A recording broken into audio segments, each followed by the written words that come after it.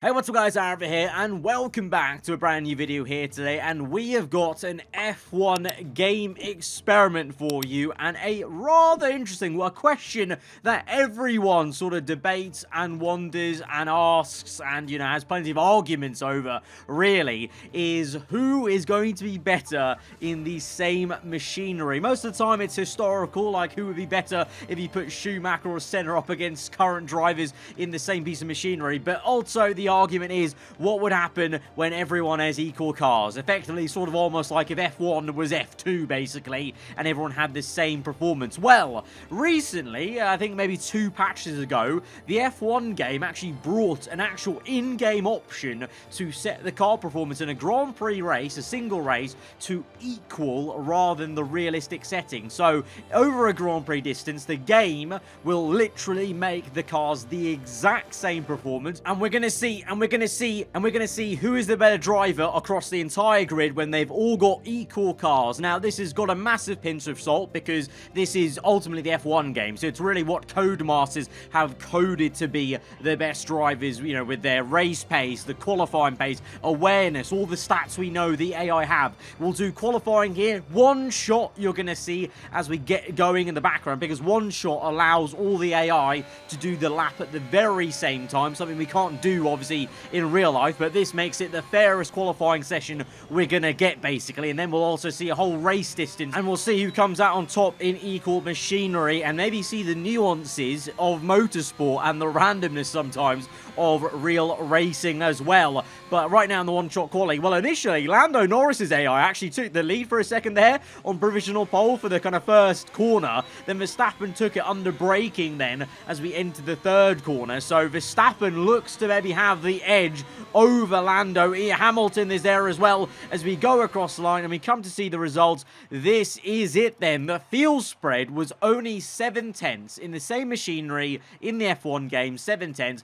Verstappen, Hamilton, no surprise, they're 1-2, the two leaders in Formula 1 currently in real life and in the game here. They're separated by less than a tenth of a second. You can see Verstappen edging at Hamilton there. Lando very high up in P4. Then you've got Leclerc, Bottas, Gasly ahead of Sergio Perez. Alonso, I was surprised to see Raikkonen very high up the order in P9 there, ahead of Vettel and Sainz and Russell and Ricciardo even. So in terms of career mode, actually, that kind of alludes to the fact that if you actually manage to sign Kimi Raikkonen maybe early on in your career mode, he actually may be a very, very good teammate in my team or in driver career mode. But Vettel, Sainz, Russell, Ricciardo there. Schumacher, you can see a massive leap ahead of, well, the bottom of the grid. Obviously, I drove, as you can clearly see, as Nikita Mazepin, just to, take out one driver. The one driver I was going to take out was always going to be him. But a very interesting spread then, not much of a surprise at the sharp end, almost like, your future stars of Formula 1, Leclerc, Norris, Gasly high up there, Bottas also in the mix of it.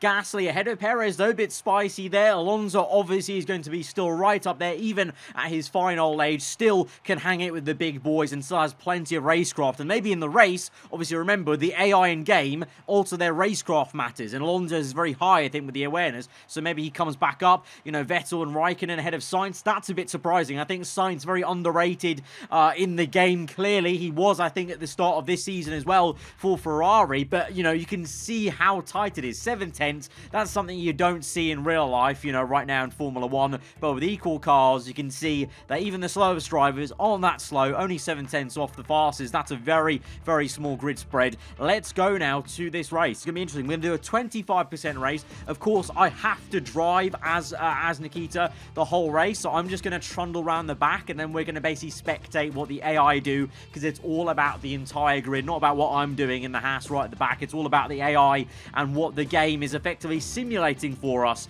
in this kind of hypothetical experiment of ours with equal cars in Formula 1. As we go now to 5 red lights for the inaugural equal car Grand Prix in F1. The lights are on, we're underway. It's a bit of a slow start for Hamilton. Lando really well, but then Verstappen bogs down into turn 1. It's 3 wide, and the McLaren is round the outside. Verstappen pinched Hamilton into turn 1. He was equal cars in the F1 game. Verstappen and Hamilton come to blows. Hamilton pinched into turn 1. Lando up into P1 in the equal car McLaren. Leclerc and Bottas fighting, and what did I say? Fernando Alonso up to P6. Racecraft still there at his old age. He's overtaken Perez and Gasly, and he's up into P6, showing that obviously in the game as well, it's about the race, the racecraft, the awareness stats, to also point out, you know, qualifying is only one part, just like in real life as well.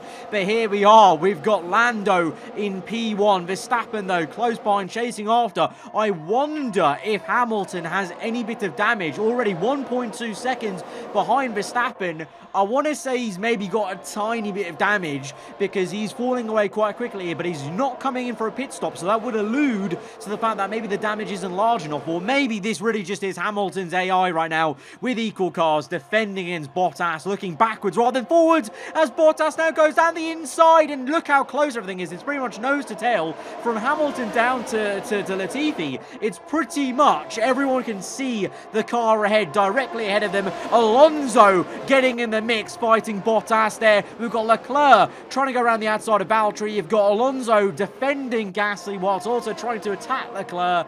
This is, well, Crofty's nightmare, really. I don't think Crofty could keep up with the commentary too much in real life if it was equal cars. As we see now, Bottas and Leclerc continue to fight Leclerc around the outside, but Bottas is able to defend. Now, remember, you know, this is a good example of, you know, I think most people would peg Leclerc, obviously, the better driver than Valtteri Bottas, but even with equal cars, as you see in F2 in lower categories where they've got somewhat equal cars, obviously the mechanics and the engineering and whatnot make a difference, and chassis, you know, what chassis you get sometimes makes a difference, broken chassis and whatnot. But generally speaking, even in feeder series, you see with equal cars, you know, even the top drivers in those feeder series, there are going to be days where they get stuck behind the car because that's the way motorsport is. There's dirty air, there's, you know, just this sense of defending. If you can defend well, you know, you could keep someone behind, you could, you know, you might not be quick, but you could be a great defender. And so we see Leclerc here struggling a little bit to get past him. And so what I'm trying to allude to is, I think you're going to see in this race as we go on, yes, this is a kind of fun little inkling into who might be better with equal cars, but you're also seeing that equal cars, even then, would probably maybe not solve all the issues that Formula One and racing in general has, which is dirty air, you know, tyre wear, you know, tracks that don't, you know, allow much overtake, you know, things like that. There's still factors, you know, closing the field up like we're trying to do in F1 2022 in this season, and, you know, improve the racing is all well and good, but there's still factors out of the control of the regulations that come a cropper. Dirty air is always going to be a factor. Obviously, they're trying to get rid of it as much as they can, and, you know, with the new kind of slimline cars that are kind of more dependent on the ground effect, aerodynamics, maybe that will be changed, but we'll see. Anyway, I digress. Gone on to a bit of a random tangent and discussion about Formula One racing as a whole, but Bottas is able to overtake Hamilton, so I feel like Hamilton does have damage, which is a bit unfortunate for the experiment, because I think everyone would have loved to have seen Hamilton right up here, as we see Verstappen and Lando fighting, and Verstappen's AI clearly much better under braking than Lando Norris's AI here. They're in equal machinery, they're in different looking cars, but equal machinery. Yellow flags, but Verstappen has got it. Lando around the outside though, tries to fight, but Bottas has an engine failure. Even with equal cars, Bottas has no luck, and the same for Ricciardo, because Bottas has got an engine failure and Ricciardo has smashed into the back of him. And again, that's a good example of what can go wrong in racing. You know, it's a mechanical sport, mechanical issues there for Bottas, and unfortunately, luck is also massively involved, not only in F1, obviously every single sport in the world has a bit of luck involved as well sometimes, and Ricciardo unlucky there, a void of luck as he smashed into the back of Valtteri Bottas. And that's also brought out a safety car, which is another thing that can change the races dramatically. Let's see who pits. Verstappen does, Lando as well, I think Leclerc's in, Alonso does not pit, Hamilton is in, I suspect he'll be changing his front wing, so he may go down the order and go behind Pierre Gasly actually in these random pit stops, but Alonso does not come in. Perez as well. Now obviously Perez had an excuse of not wanting to double stack behind Verstappen, but I don't know why Alonso chose not to come in. Sainz and Russell also didn't come in. Sainz had a gap to Leclerc and Russell was the lead Williams car, so some weird choices here for pitting under the safety car. It's a 25% race, so they're going to the end on the set of mediums of Verstappen, Norris, Leclerc, Gasly, Hamilton. Hamilton come from formation there, P13. So Hamilton did, I think, have to change his front wing, and so he's gone behind Gasly. Or that could actually just be the fact that Mercedes is at the front of the pit queue, so he maybe got held up by cars coming in. I don't know, but Hamilton is now behind Pierre as they go to green on lap 7. Alonso leads the way. Perez, Sainz, Russell, Stroll, Giovinazzi, Tsunoda are all your top 8 that have not pit yet, though. So that's why they're in the top 8. But Verstappen on fresher mediums now may be able to try and overtake Tsunoda. Even going to the back of Mick Schumacher, I don't know. Lando and Leclerc looks like they're going to have a bit of a scrap, because Verstappen, I would assume, would pull away a little bit here, being the fastest man in qualifying and seems like to be the quickest AI driver in the game. And of course, the reigning world champion now, seems really weird to say, of Formula 1 here in 2021 going into next year. He overtakes Tsunoda up into P8. You've got Leclerc and Norris fighting. These two, I feel like they're quite equally matched in real life, you know, and looks like they're going to be equally matched in the game here as they're side by side, stuck behind Tsunoda a little bit there. Can Lando come back? There's no DRS quite yet, but the two are jostling for position, and looks like Lando just gets the measure of him, but obviously equal cars, so it's a drag race between equal machinery, but maybe one is using more ERS than the other. I don't know. It's down to the AI when they use the ERS, of course, and that's the kind of, big, pinch of salt. Obviously, it's a simulated, game race we're watching, but, it's the closest thing we're ever going to get maybe to answering the equal car question. But Alonso comes in, so definitely the results of this race are going to be affected by the safety car, unfortunately. But like any scientific experiment, there are going to be things that throw a spanner into the works. If I was doing a scientific engineering report, I remember doing them for university, if we were doing a report of this after a race, I would note down that there was a bit of a dramatic shift in the race due to the safety car, so we'd have to redo the races a few times to maybe see an equalized outcome. If you did this 10 times, that may give a fairer shout. Maybe that's something we have to do. Maybe we have to do 10 of these in the future for a future video and see the average of the 10 as we now continue to watch Norris v Leclerc. Like I said, I think they're quite equally matched, and they are so right now in the game as they have a great fight and they're swapping positions. Lap 10, Leclerc now ahead of Norris. Verstappen 2.5 ahead in clean air. He can pull away. That's another thing we're going to see, I think, in the remaining laps of this Grand Prix. Is, that classic thing of F1, if you're in clean air, you can actually perform and pull away. When you're in traffic, when you're fighting people, it's a different thing. That classic phrase Murray Walker used to say, it's easy to catch up to someone, it's another thing to pass them. So, Verstappen in clean air with equalised cars will probably still start to pull away from these guys, because Leclerc, he's going to be too busy fighting Norris. You've got Gasly too busy, defending from Hamilton and making sure he's kept him in check, but also still looking at Leclerc, I'm sure. And then when you've got Ocon, Latifi, Vettel, Raikkonen, and Alonso in the top 10. So Ocon, Latifi, Vettel, Raikkonen, big winners of pitting under the safety car.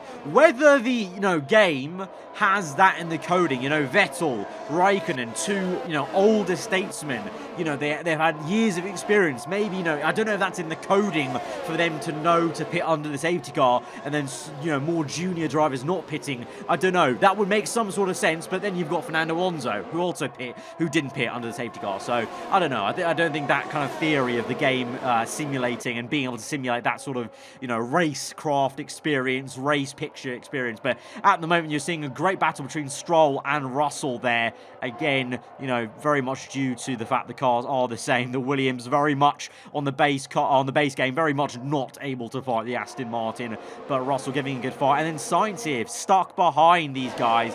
I think we're seeing Sainz definitely, kind of almost criminally underrated by Codemasters and the F1 game. I think that'll change into next year's game, because clearly Sainz performed so well for Ferrari. So I think Codemasters will kind of wake up and see that probably, I would say, Sainz and Leclerc deserve to be pretty much equalised in terms of AI coding and the pace they have in the F1 game, as we now continue to watch on. And it's kind of stalemate now between Verstappen, Norris, Leclerc, Gasly, Hamilton. The top 5 remain the same. The entire grid remains the same. It almost looks like F1 esports, kind of ironic. ironically, because, you know, F1 Esports has equalized cars, and you see this. You see DRS trains forming the whole race. So this almost could be an F1 Esports race if you remove the ladder on the left-hand side, as we now see Leclerc and Norris swap again. So at some point, Norris overtook Leclerc, then Leclerc's gone him back now on lap 14, but Verstappen continues to grow his gap out in the lead, although the ladder is not being very useful right now on the heads-up display. But we see Alonso fighting Perez here. This is a very interesting one, because I was surprised that Perez would have been ahead of Alonso on equal cars here. Of course, in real life, Perez has the advantage of being in the Red Bull car, but Alonso showing in race terms he's still very punchy as ever in the F1 game here, and trying to take the fight to Perez there. Perez just about maintaining P10, then Alonso down to P11. He's got Stroll, Russell, Sainz for company. It's all very tight, as you would assume it would be with equal cars. Norris and Leclerc joint at the hip this entire race. Like I said, I think they're very, very much equalised in the game, and I think in real life as well. Those two, along with, I feel like Gasly, if he gets a maybe better seat in Formula 1, you know, maybe the stars of F1 in the future. Of course, Verstappen's kind of almost, well, he has become a star now of F1 in terms of becoming a world champion, but of course those guys still yet to maybe fully realise their potential, but they're showing that they're so equalised, we may well get them fighting each other for, you know, you never know, a world championship in the future or whatnot. Let's see, Gasly fighting Lando Norris down the inside. Ooh, just about squeezed out, because Lando actually goes around the outside of Leclerc and tries to overtake him whilst being attacked by the AlphaTauri. It's the last lap of the Grand Prix. Last lap, Lando is in full force. Can he overtake Leclerc? Round the outside, Leclerc gets the elbows out and will just about edge out the Britishman, and Leclerc will maintain the P2, but it'll be Verstappen out in the lead by a fair amount now, because there's been so much close fighting between Leclerc and Norris. It slowed them both down, and then Gasly, Hamilton, Ocon, they've just been stuck behind them. The same for Latifi, Vettel and Raikkonen, to be honest. And there's a little bit of a gap then, 5 seconds to the second pack of the group that didn't pit under the safety car. But saying that they didn't take the free pit stop, to only be 5 seconds behind, I think that's very, very decent from them. But Verstappen wins it. I think, obviously, it was a bit unfortunate that Hamilton did get pinched into turn 1. I think he lost a bit of pace in stint 1, so we didn't fully see where he could have been. But then he did also get stuck behind Gasly. So, at the same time, you know, Gasly managed to defend against Hamilton in equal machinery here in this kind of game experiment. So, I don't know, this is definitely the most inaccurate sort of experiment I'm ever going to do on the channel. I mean, a lot of them are just breaking the game, to be honest, but this one is obviously a hypothetical question that a lot of us like to ask, and I thought I wanted to try and answer it in the game. But I think very nicely, in a way, this video and this race is showing, no matter how much everyone wants to argue about their favourite driver and whatnot being in the same piece of machinery, beating who and who, you're seeing in this very race what F1 also is about. The thing is, nothing goes to plan in F1. You know, sometimes, you know, force majeure comes in. Sometimes there's mechanical failure. Sometimes you get a DNF. Sometimes there's a safety car. Sometimes there's luck. There's just too much randomness in real live sports, and it's just too actually hard to say with a definite answer and fact who will be quicker than who in the same car. And especially, you know, historical questions like comparing older legends of F1 to this era, I thought it's a bit silly, because it's a very, very different sport to what it was in the years gone by. I think it's just a case of appreciate the good drivers whilst they're here, because then soon they won't. Guys, if you did enjoy the video, then hit the like button. Let me know what you thought in the comments below. If you're new around here, then do get subscribed for weekly Formula 1 content. I'll see you guys next time. Goodbye.